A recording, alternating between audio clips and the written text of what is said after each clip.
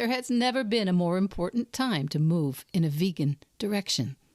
Whether you're ready to start, restart, or re-energize your vegan or plant-based practice, this podcast is for you.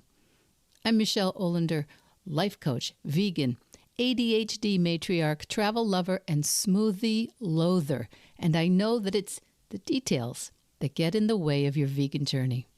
But I like to believe that the obstacle is always the way. So every week we meet here where I translate the tools of life coaching and Stoic philosophy. I bring you actionable tips, some laughs, interesting guests, and vegan ideas for everyone at any age. All to help you veg your best. Episode 295, Eat, Move, Rest, with plant-based mom, Erin Stanczyk.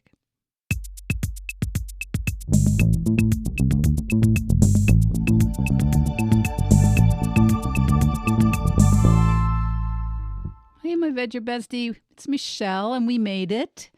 We made it through April, or almost, right? Am I counting my chickens a little too soon? I think this episode drops on April 28th. But April, parts of April, did it seem a little touch and go there for a bit? I am recording the introduction to this episode on a day that is one of those beautiful, perfect spring days in New England when the gas-powered leaf blowers have all migrated back to my suburban neighborhood. And I know with everything going on here on planet Earth, I know I should not complain, but holy cow, you may even be able to hear the erratic whine of those gas-powered leaf blowers in the background. But anyway, we're moving on.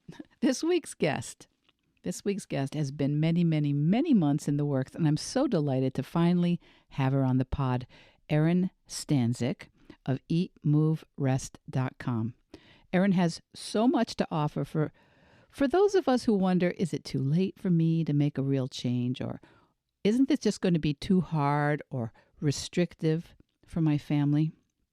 Erin is co-founder with her husband, Dusty, of her company, eatmoverest.com. She's the mom of 3 plant-based kids and the author of a new book, The Happy, Healthy, Plant-Based Cookbook. Erin's journey began in college with a variety of issues and symptoms that led her to discover how food can be medicine and would transform not just her health, but her family's. And especially for our parent and grandparent listeners, I wanted Erin to come and talk a little bit about raising 3 happy, healthy kids this way. And she's going to share exactly how she handles those worried questions from pediatricians and grandparents. And in our conversation, she breaks down what her kids actually eat in a day and how she keeps it simple and sustainable. And also why she believes your mess can become your message.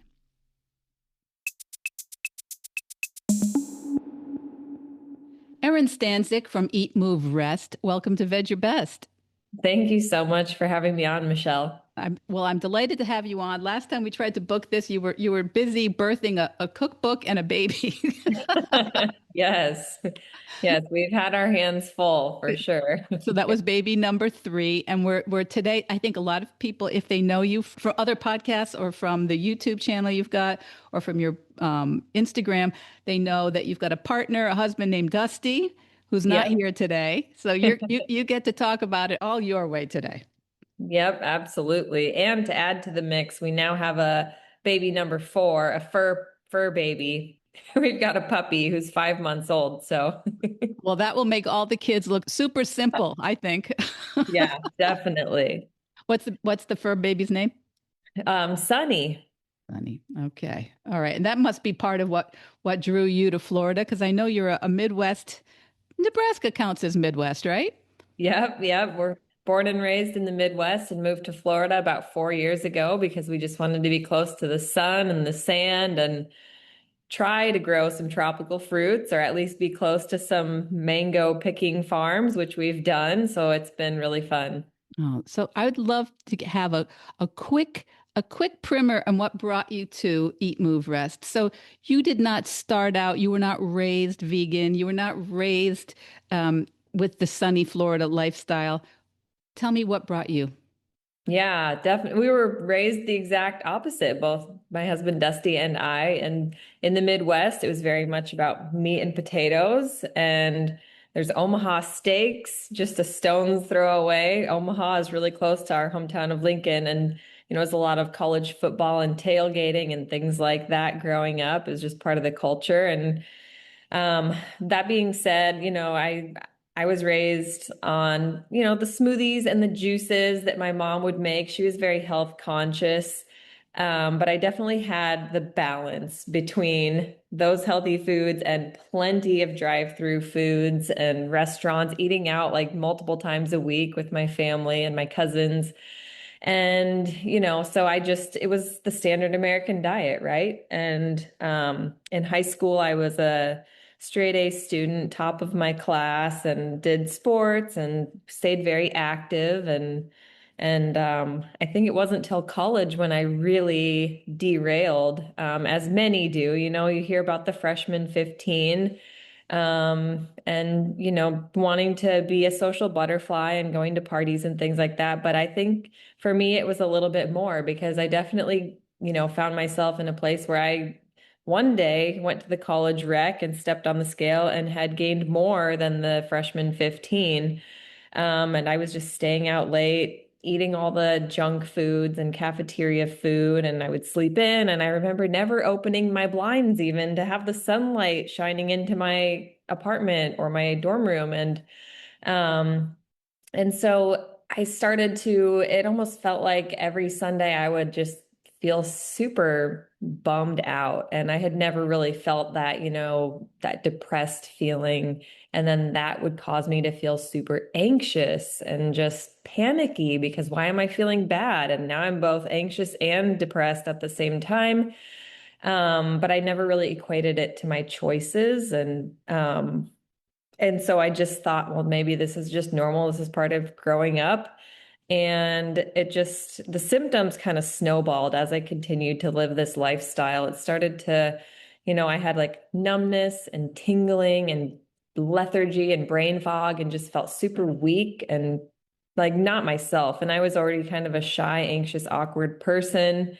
And so it just made it a lot worse for me. And then, couple that with terrible digestion, very slow, sluggish digestion, irregular periods. And then, I'm come from a family of doctors. So my dad said, we'll get you on birth control. It'll keep everything regular. And that worked for me. And I didn't think at the time about, again, could I be eating different or moving my body to like sync things up a little bit? Um, and things just got worse and worse. And so I told my dad, well, there's other issues besides just the hormones. Like, I'm so scared that I have multiple sclerosis. Dr. Google is telling me that I'm going to die, and I'm just a nervous, anxious wreck. And so, he lined me up to have an MRI. I also had a CT scan. I had like a nerve conduction study. So I met with all the specialists, not entirely sure what they were doing or looking for. And then they would tell me everything was fine. And I thought, well, gosh, I guess there's no label, but definitely feels like something's not right. And I was just like, can I have a pill to fix my ill? Because, the birth control thing worked. So I'm like, there's got to be a fix for this too. If I can just, keep, it was essentially like a reason to keep living the way I was living and just put a Band-Aid on it. And it wasn't working. The doctors weren't helping. And so this opportunity fell into my lap. My mom was like, hey, well, there's this, my dad gets all these mailers at his clinic with like continuing medical education, conferences and things. She's like, this one is different because it's not just for medical professionals like nurses and doctors. It's for anybody. And it's health and wellness coaching. And she's like, I know you're kind of floundering right now. This was after I had graduated college. She's like, maybe you would learn something and it could help you. And so I was like, more so seeking, looking for ways I could help heal myself, and then hoping that maybe I could help other people in the process.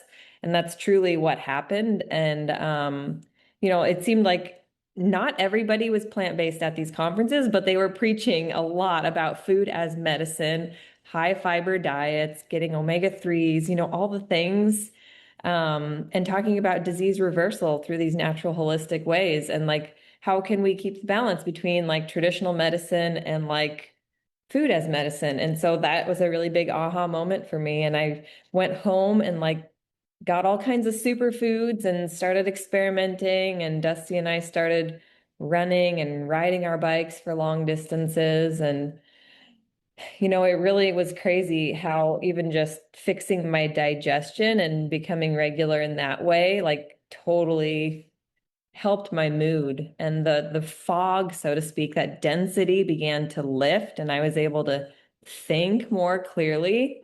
And the coolest thing too on the path was we my uncle, who's a physician, he's a cardiologist, invited us to listen to a speaker at a local hospital in Nebraska, and that speaker ended up being Dr. Caldwell Esselstyn. And that's when things really started to click, because I'm like, wow, I could take things a whole nother step forward beyond just eating healthy whole foods, but plant-based foods, because heart disease was so prevalent in both my mom and dad's side of the families. My parents both have high cholesterol. Both of my grandpas had heart disease and several different, procedures and surgeries. And that was really very like terrifying to me, because my cholesterol too was not in a healthy place. So it seemed like, yeah, I can definitely try this, at least try it, just because I don't want the same outcome for myself. And so through that process, slowly cutting out the animal products, and the last to go was the eggs, because I felt like I needed that protein. It's difficult in our society to get past that, the protein obsession. And so, I thought, well, it's all I'm clinging on to now that I got rid of the dairy and the cheese and all the meats. Like, I'm just going to try going without the eggs. And within just a few weeks, my cholesterol went into this healthy, Dr. Greger would say heart attack proof range. And that was definitely enough for me to stick with it. And I started blogging along the way, and it turned into eatmoverest.com and sharing healthy recipes, and just not really having like, oh, I've arrived, but like, join me on this journey that's working for me, and we'll see where we end up. And here we are over 10 years later, still on that journey and thriving. Well, it's amazing. I always think that sometimes what goes wrong is so valuable because of other people probably muddle through with a bad diet or a suboptimal diet. You couldn't do that long. For whatever reason, it really showed up in your life that you needed something different. And so as unpleasant as that, I'm sure, and scary as that was for you, it really set you up to actually see benefits faster than many people. They're going to have to take it on faith. Yeah. It's so much better. They might not feel quite so great. But that's really an interesting story, how how resistant many of us are to thinking that's enough or that's going to matter. Mm-hmm. Yes, it was, like the saying, your mess becomes your message. That really resonates with me. And it was so very true. Um, and just getting to then start a YouTube channel and then connect with people on our retreats in Costa Rica. That was really the coolest part, and getting to hear in person people's transformation stories. And just yesterday at our homeschool co-op, I was talking to a mom friend, and she bought our cookbook a few months ago because she was having some health issues. And she said, my cholesterol went down 60 points. And she's like, I'm feeling so good. The weight is like falling off. She's like, I almost need to slow down because things are happening so quickly. Well, let's talk about that cookbook right this second now, because that's quite an introduction. Yeah, I was super happy to hear that. So it's the Happy, Healthy, Plant-Based cookbook, and it has a long subtitle too, I think. Tell me what what that is too. I couldn't even remember it without looking at it, but it's about nourishing your family and having fun along the way. And that's exactly what it is, especially because, like we mentioned in the beginning, having three little kiddos now. When we started our social media and our YouTube, like it was just Dusty and I, we were just young 20 somethings, like having these tropical, beautiful superfood, meals every day. And it looked so aspirational, but I think it became more approachable and realistic when people were like, oh, wow, they're still doing this now with one kid and then two and then three. And now their kids are growing and they're still healthy and happy. And so how can we make food fun and enjoyable for anyone? Because if a kid can eat it, that means anybody can like it. Well, And that's a so good point. That's a yeah. good point. Yeah, so that's why we made the cookbook. It's about 75 of our family's favorite recipes for all meals of the day. There's a lot of raw ones, there's a lot of fun cooked ones, and things that are kind of in between as well. And I think color and vibrancy is at the heart of all of it. And then also just a lot of really hand holding for the beginner, going back to that beginner's mind, like what would I have wished I could have had in a book, in a tool? And so we made like a 40-day meal movement and mindfulness plan within there. So it's beyond just you get the meal plan, but you're also getting movement layered in and rest and mindfulness so that you can really feel like the full effect of what you're doing for yourself, going beyond the plate. Well, you talked about your recipes are fairly simple, which I think is some people might say, well, do I need a book for that? I think yes, because I've talked about one of the few, I mean, I did not become vegan until my 50s. And one of the things I've wasted my time on were extremely complicated vegan and plant-based cookbooks and menus. And because I don't use what you need is what you need every week, right? When you're tired, when you don't know what to have, when you're not prepared, you have to have pantry meals. Those are the things I wish I'd spent more time thinking about at the beginning, because unless you're someone who really wants to invest loads of time in specialty entertaining, and I mean, it's not really part of getting through the day and making sure everybody's fed and happy and having a great time around the dinner table. Yeah, definitely. I always say simple is sustainable because I definitely, before having kids, dabbled in a lot of like gourmet recipes as well. And it was very rewarding, but just not practical for everyday life as a busy mom who's working and homeschooling and raising three kids and trying to do fitness and all the things in between. And so yeah, it's, we didn't want to make it overly complicated with pricey ingredients that are hard to find. Let's keep it simple and straightforward, because you really don't need to go above and beyond to get what you need, but like also not compromising on the flavor and the enjoyment aspect as well. So, And you're not going to tell me that your kids have never been picky eaters, right? no, yeah, they definitely, you find something that works and then you start trying to repeat it and then they don't want it, then they don't like it. And so it's like, oh man, now back to the drawing board. So they definitely keep us on our toes in that way. We definitely have to get creative and evolve. And yeah, they're just like any other kid. But they're definitely more, I think, open-minded and curious and explorative just because we haven't introduced a lot of those ultra-processed foods. And I think if you can delay and stay away from those as much as possible, especially at home, they're not sneaking and reaching for like the candy and the fruit snacks and the sugary cereals. And when those are out of the picture, they're a lot more willing to try other things. Yeah. And I think somebody might say, well, my kid won't eat vegan food, but most of us have kids, however we raise them, that were picky about something. So we can't blame vegan or plant-based meals for Yeah. that. That's just the nature of the beast, right? Children Yeah.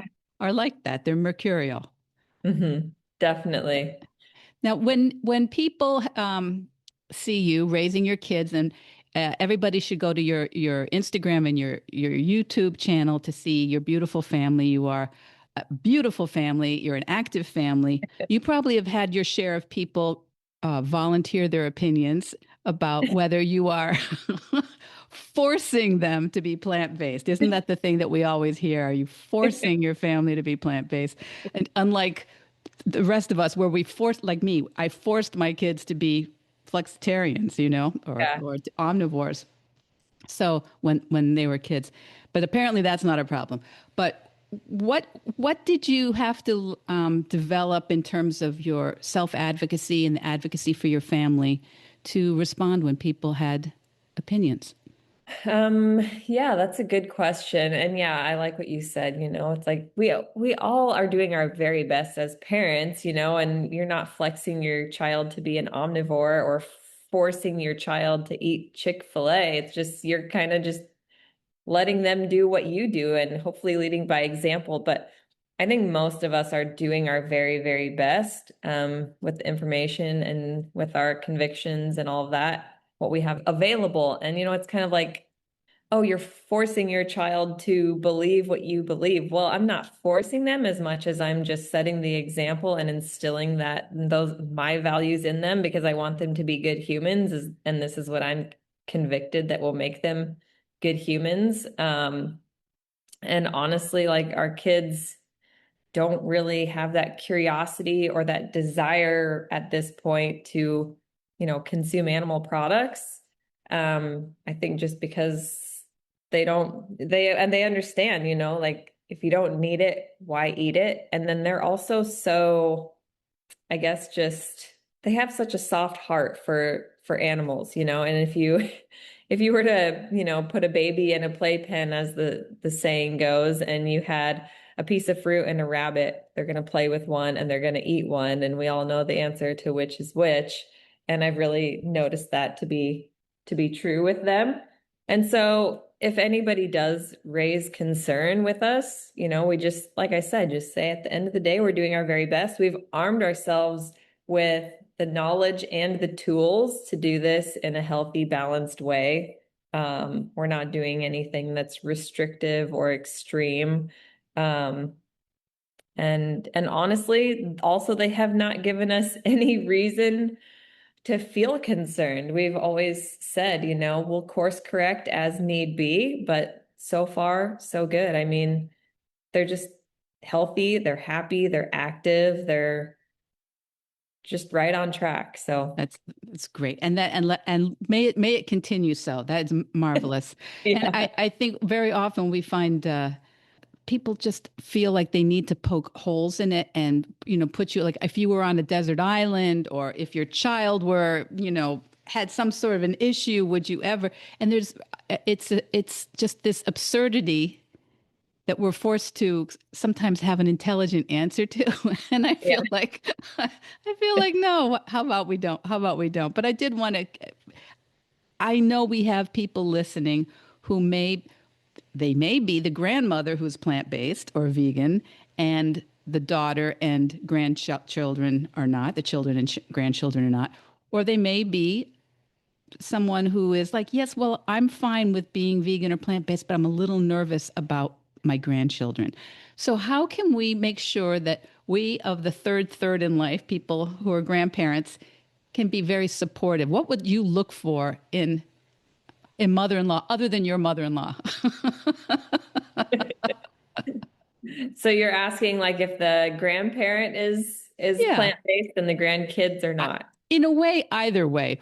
Yeah. How do you feel like we can be as mothers-in-law and Yeah. grandmothers, we can be supportive to young families?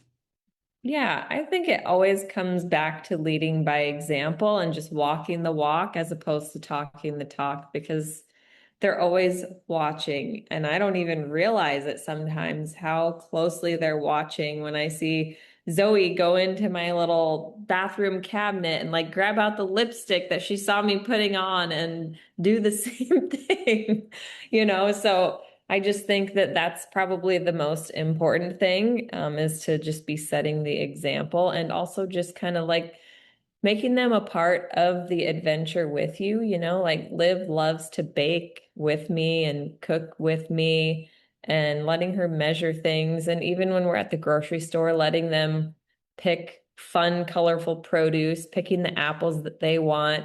and things like that really help. We do sprouting, and we've planted seeds in our garden, and they've watched them grow. And, they'll go out to the garden and just like pluck a big leaf of kale and just munch on it. They would not ever probably do that out of the refrigerator, but because they were a part of the process, they do. And so I think all of those things are really powerful. Yeah. It's a marvelous opportunity that they have the privilege and the to have you as parents and to have a garden. It's just you wonder how we can make these things more available to more people so they can have these benefits. So that said, you have the book. It's divided into different sections. I know you have a lot of smoothies are big for your family. Mhm. I'm it's right in my introduction. I'm a smoothie loather because I'd rather chew than drink. That's one of those. Yeah. And I can eat, I mean, and people don't like this either. I can just eat a big bunch of kale or raw spinach or something like that. It doesn't bother me at all. But I know you have the smoothie bowls, which is more like what I would be drawn to. Is that Yeah. right? Yeah. Yep. Yeah, they're almost like an ice cream type consistency, and then you can put on, whatever fruit you want on top or little nuts and seeds. And we like the dried mulberries that happen to be high in iron too. And so, yeah, and then it does make it a little bit more filling, I think. And then you're using a spoon, and I think your brain kind of processes that whole process differently. To me, I just feel fuller longer when I do it that way. So, When you're but chewing rather yeah, than drinking. yeah. Yeah. So, and what are the kids' favorite smoothies? Well, they do enjoy the green smoothie that I make them, surprisingly. But also I would say like their most favorite is like an acai smoothie with mixed berries in it, or a pink smoothie with pitaya. I think the pops of color really get them. So I'll do a pitaya and mango and banana one that they really love too. Pitaya is that dragon fruit? Yep, dragon Okay. fruit. Dragon fruit. Okay, pitaya. I don't know if I think I've seen it. It's on a synapse, but I know I haven't really had it on purpose to eat it. So Florida is full of these fruits for you.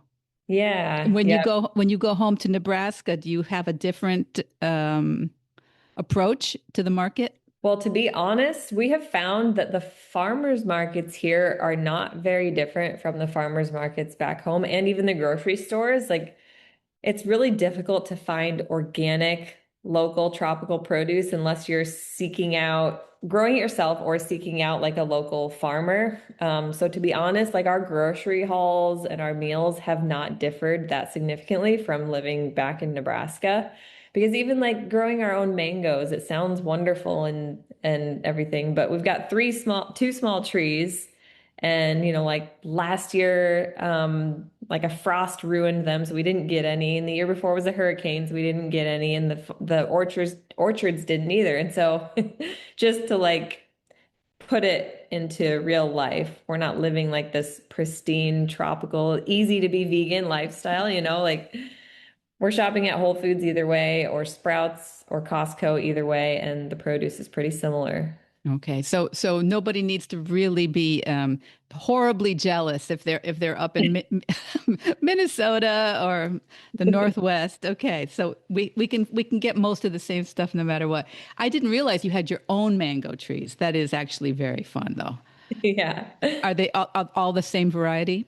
We've got two different varieties, and then we had two avocado trees that never produced, and we've got a tiny jackfruit tree that maybe someone who buys our house 10 years later or 20 years later will enjoy. So that's another thing. It takes a lot of patience. Um, so yeah, but it's fun. It makes you appreciate what our farmers have to do to get our Oh crops to yeah. us, right? Yeah, And our definitely. kids to notice that. Yeah, it's a lot of work to get to have a bad harvest, even. Yeah. All right, so when we look at your book, what are we going to see in terms of the way your book is laid out? Your happy, healthy, plant-based cookbook. How's it laid out?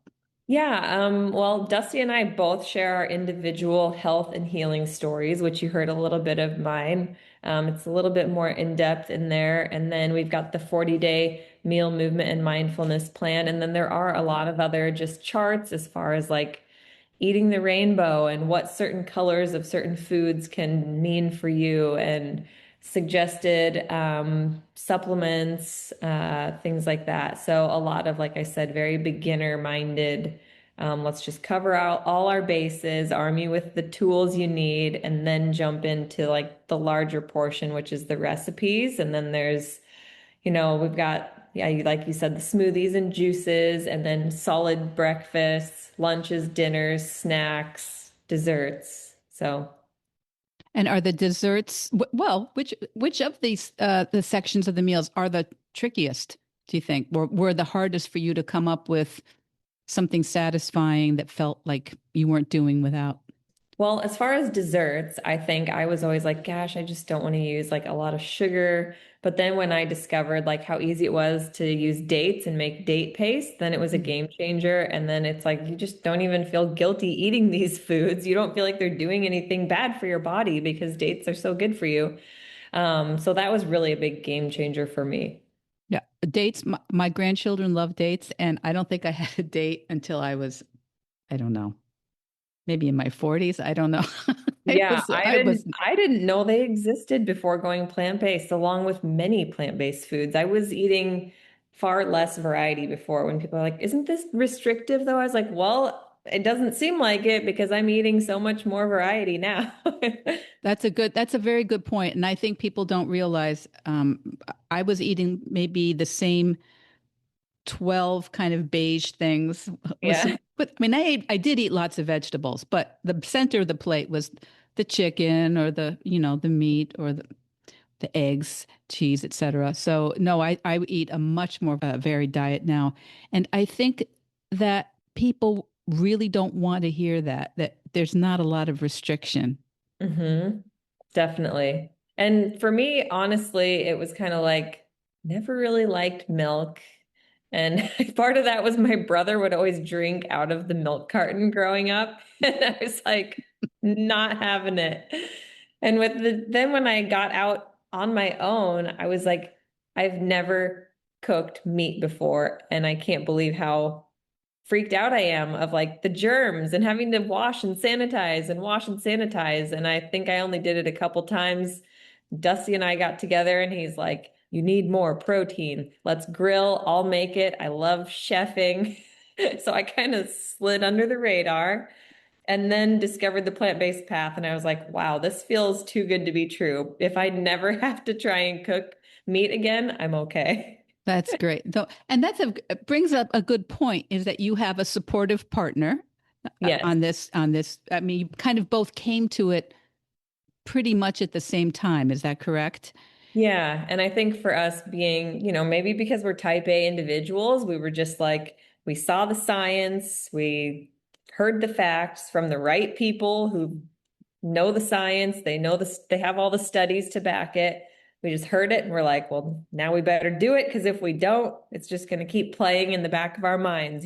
So we did it together. And also, he suffered a lot from acid reflux, which I never thought was a big deal until pregnancy when I experienced it. And then I was like, gosh, this really does impact more than just your internals. Like my mood was impacted. I just felt very not good. And so, he was on several like two or three medications for that and it wasn't even working. And so for him to overcome that chronic heartburn really was a game changer for him too. So I think again it goes back to like your mess becoming your message. I think in a way it was a blessing that we both had some sort of health issue.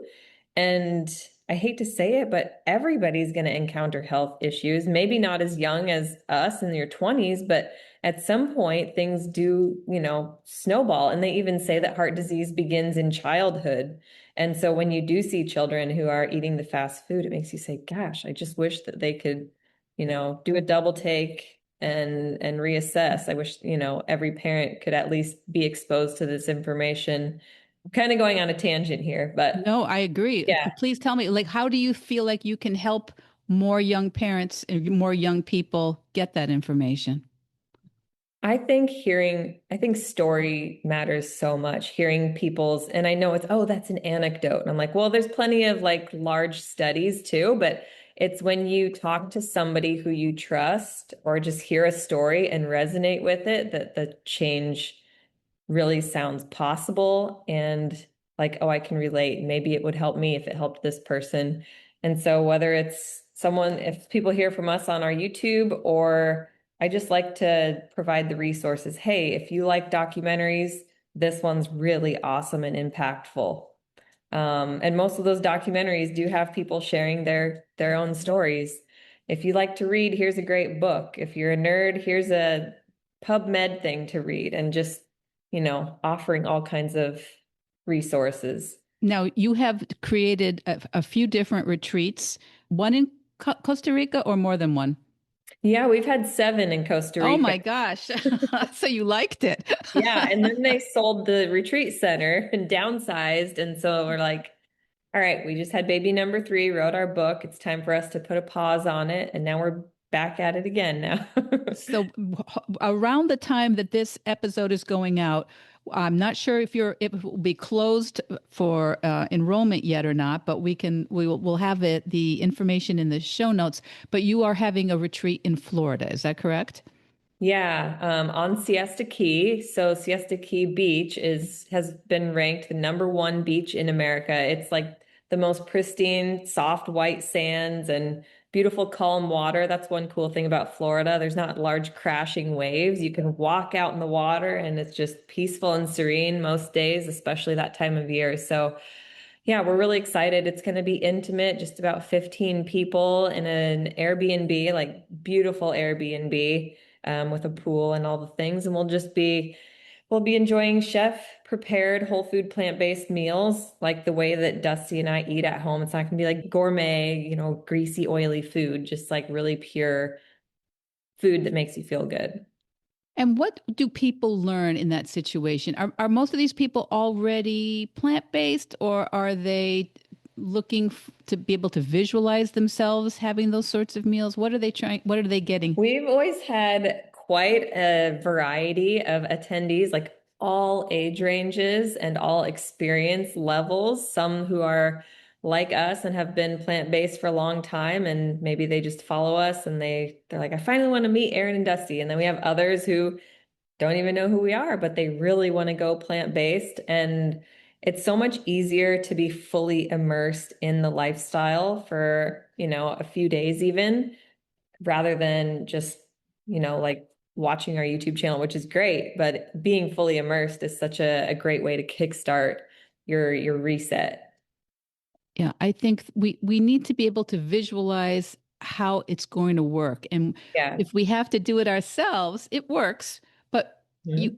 you're inventing the wheel over and over, the breakfast wheel, the snack wheel, the traveling wheel, all we're inventing all the wheels. So it seems like to have a chance to have somebody who's already, struggled over the recipes and knows what really works and knows how to organize it would be really relaxing. Yeah, definitely. And I think just something I wasn't expecting was just the community and the connection and having that accountability too. So if you're a beginner, you're meeting people who are right there with you, and also people who are seasoned vegans. And we have text groups with these people from our previous retreats. We were just texting just yesterday, and it's just fun to keep up with each other and know that there's other people out there like you and at different parts of the journey to always be helping you out. And yeah. My the woman who's been my virtual assistant since the beginning was on about 10 days ago. Her episode was on my podcast. Mhm. And unbeknownst to me, she's been creating community, plant-based community in her area in Rockport, Maine. And she was seeing people out of the corner of her eye at the supermarket or at the farmer's market, and realizing there are plant-based people hiding in their homes doing this. And Yeah. so we do need community of some sort, don't we? Yeah, absolutely. What kind of community did you and Dusty have with it when you were starting? We didn't really. So we started hosting plant-based dinners at our house just to get people who are plant curious, or maybe they just want to hang out. And then all of a sudden they're like, wow, I could do this. So we tried to start creating our community. And ultimately, that's also why we started our YouTube channel. And now we have our membership just to have that online community and get to know people all over the place. But it's kind of tricky. There's not a whole lot of plant-based people in Nebraska, but we found them here and there and converted some. I remember hearing that you guys you did one of the things I did. You listened to Rich Roll and other podcasts, Mm-hmm. and that's actually why this podcast exists. Because I thought when I was going plant based, I was listening to all these ultra endurance athletes. I was thinking, well, if they can figure the protein out, if they can figure the nutrition out, I should be able to figure it out myself at my level of fitness and Sure. activity. And so that's why I thought, well, when it was my turn to, and I see what you're doing it as a young person, as young family people. It's nice to have different people you can check in and see how they're handling some of these questions, and people can reach out to you. I know you answer your DMs on Instagram, Mm-hmm. Yep. and so we can pick your brain if we have a particular thought or want to know what you're wearing. Yep, definitely. So okay, before I let you go, because I know I've seen somebody in your family put up a piece of paper up in front of your face. Is she drawing or is she sending you a note? Yep, they're doing some art. Oh, that's marvelous. I love it. Um, People may look at your YouTube, may look at your book and may think this is all too beautiful. That's the only thing I can really see that anybody could ever fault you for. That you guys look too great. It's too beautiful. There's no way I can do that. How would you meet somebody who's feeling a little bit like, I don't have that. I don't have that support. I don't have that lifestyle. I don't have that health. I know you're an athletic woman since you were young. Mm-hmm. How would you reach out to somebody who's feeling really kind of down? Mm-hmm. Well, actually, our upcoming YouTube video this weekend is kind of about that and just taking things in baby steps in little bite size, like fit in the palm of your hand that you can wrap your hand around and really grip onto as far as like healthy habits. And that goes for food. So, for example, in the video, I talk about just 5 daily foods that I try to incorporate every day. And 4 of those 5 I can get in at breakfast. And so that leaves me feeling really empowered. Like the rest of the day could derail, but if I can, just focus on some simple things like that. Like, for example, it's like berries, greens, chia or flax, oats. I'm like, those are all like very breakfasty things I can fit in to have a nourishing start to my day. And then my other one is like beans or lentils, more of a dinner thing. So that's one small example, just taking bite size, taking any habit that you want to start and making it bite size. And the same with fitness. You don't have to work out for an hour every day. Maybe you're starting with a 5-minute routine that you do as part of your morning routine every day. And I'm like, another bite-sized habit is getting outside barefoot. You could do your 5-minute movement routine while you're outside and kill two birds with one stone. Sometimes vegans don't like that saying, but I think that's the best place to start because the reason I started on my plant-based journey, the reason I started my Instagram, the reason I started my YouTube, it was all from a healthy dose of inspiration from somebody else who had gone before me, so to speak. And some of them were living this very vibrant, aspirational lifestyle that felt unattainable and out of reach to me. But if you practice being 1% better every day, then mathematically speaking, at the end of a year, you'll be 365% better or different, a new person. So, yeah, I think that's the best thing you can do is just, maybe you just start with one meal a day. Or if you want to, eliminate one animal product at a time, just small steps. I think that's exceptionally good advice because we have to kind of teach ourselves we're somebody who can do that, because I Mhm. think we have so much, we're carrying the baggage of the person who couldn't do that. And now we're trying to visualize someone who, like yourself, who's doing all of that. And we have to love where we are in the process. Mhm.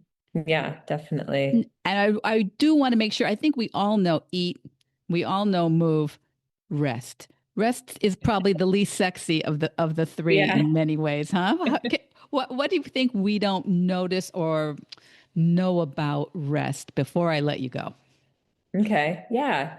Well, I consciously decided on rest as opposed to sleep because I think when we hear rest, we're like, oh yeah, I sleep. I'm great. Like 6 to 8 hours, we all know, but rest is so much more than that. And it's so important, but definitely the most overlooked, I think. And, we're all just like hustle hard. I'll sleep when I'm dead kind of mentality here in America, especially. And so I think just taking bite-sized moments during your busy day to just breathe for 1 minute to kind of reset your nervous system, just focusing on things like mobility and stretching that are going to serve you well down the road. And, basically we say rest is the rest. It's everything that's not food and fitness. So it's a lot of stuff. I think that relationships and faith fall into this category too.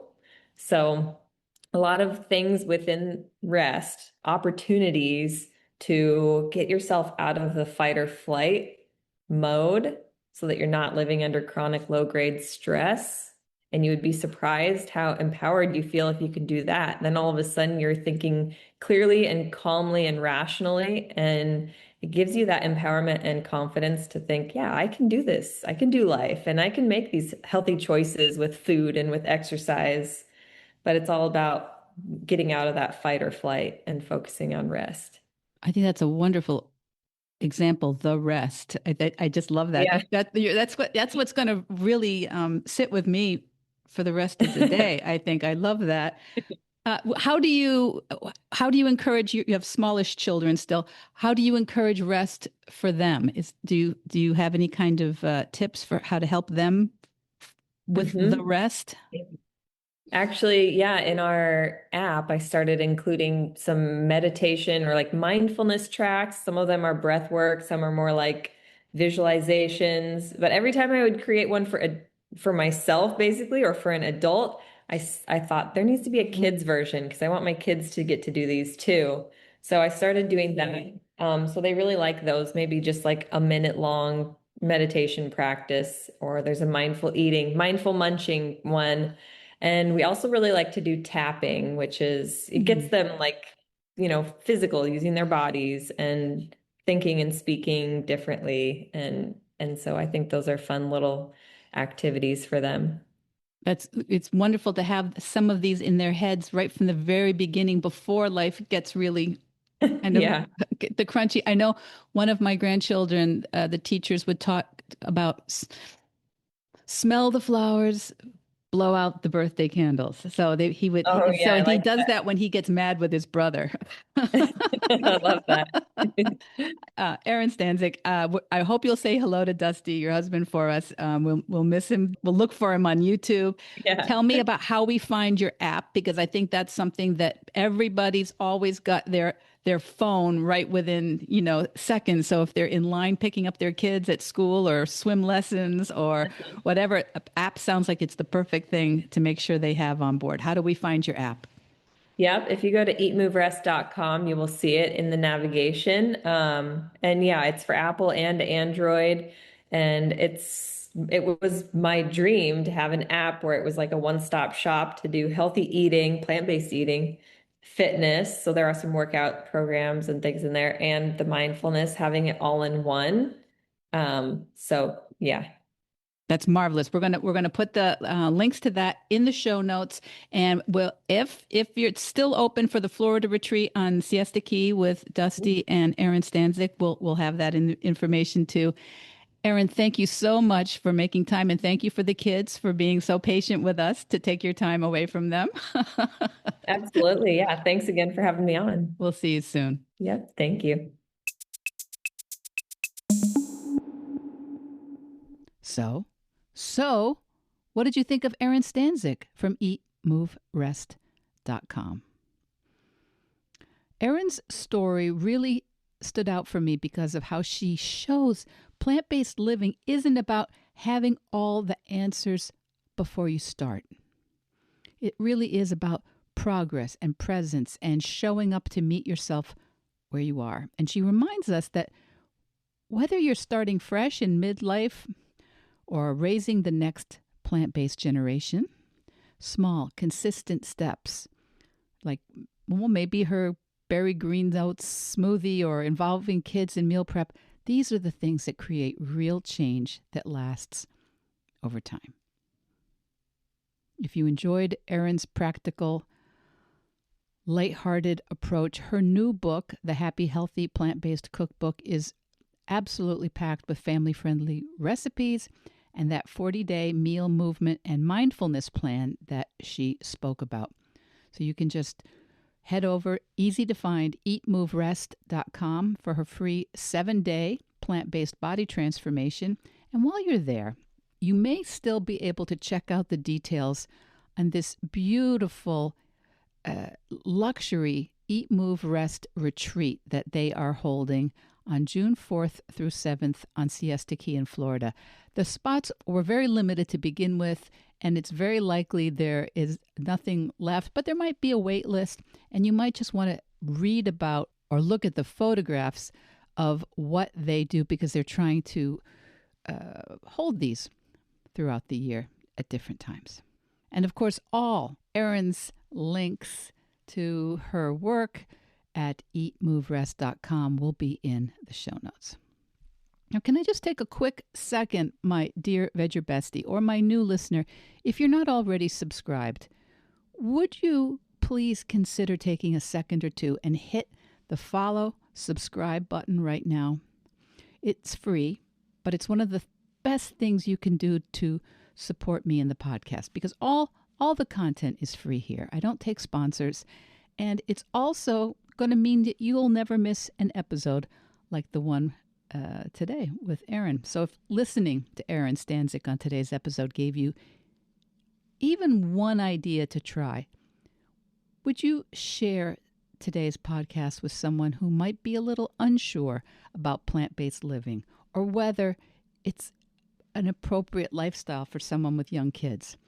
Please take a moment. And that's exactly how we grow this community of people, proving it's never too hard and never really too late to veg your best. Veg Your Best podcast production, music, and editing by Charlie Weinshank. Thanks, Charlie. Before you go, it would mean so much to me and the Veg Your Best team if you would hit subscribe, leave us a 5-star review, or share with someone you think might be interested. Something about algorithms, it helps bump us up a little in the rankings, and that's the best way to help others find the podcast and for us to find our audience. So, until next week, make it easy and veg your best.